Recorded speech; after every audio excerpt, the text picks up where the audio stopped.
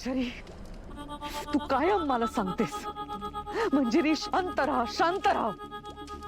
पण ती मीरा स्वतःची लायकी सोडून वागते, माझ्यावर चाल करून येते. आज मी तिच्या डोळ्यात पाहिलं,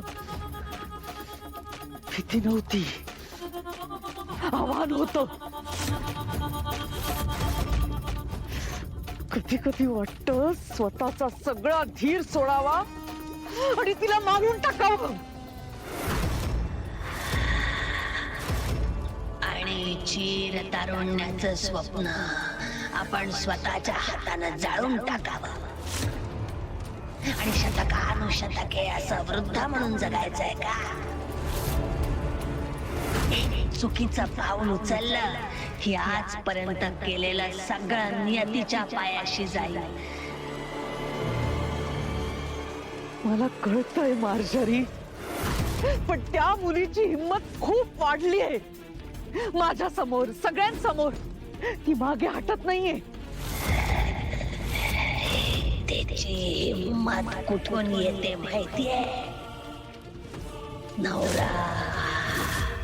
तिचा नवरा, तिचं कुटुंब आणि ती जिच्यासाठी ममत्व मिरवतीये ती मुलगी वेदा.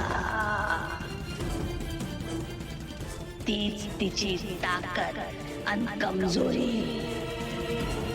वेदा मरेल तेव्हा मीराचं अख्खं विश्व कोलमडून पडेल.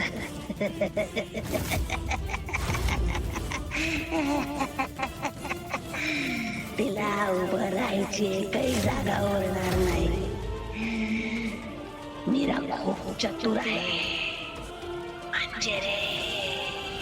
ती तुला तुझ्या ध्येयापासून विचलित करण्याचा प्रयत्न करते.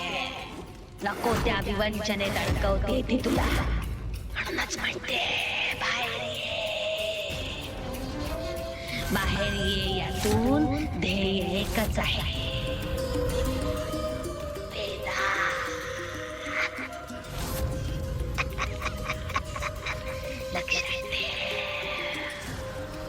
माझ्या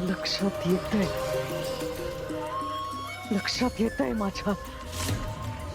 अजून 1-2 वेळा तुला ती क्रिया करावी लागेल. वेळ येऊ दे, कामाला लाग. गरज पडली तर तुझ्याकडच्या शक्तीचा फक्त